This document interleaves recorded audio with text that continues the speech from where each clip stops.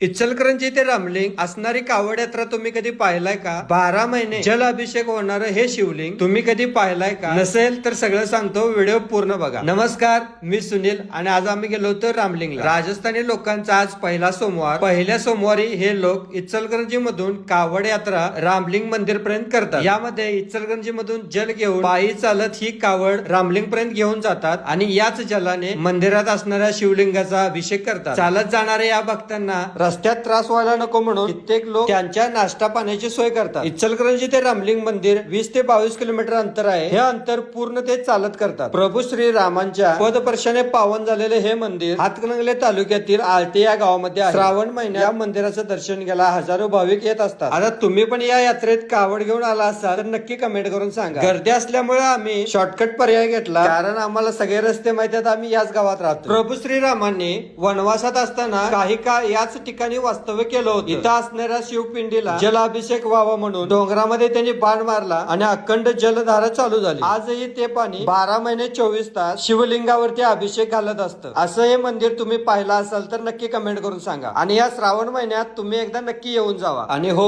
एक सांगायचं राहिलं, तुमच्या गावात पण असं मंदिरात काहीतरी नवीन असेल जे लोकांना माहिती नाही तर मला नक्की कमेंट करून सांगा. मला आवडेल तुमच्या गावातील मंदिराचा व्हिडिओ बनवायला. जाता जाता अकाउंटला फॉलो करा. तुमच्या महादेव भक्ताला व्हिडिओ शेअर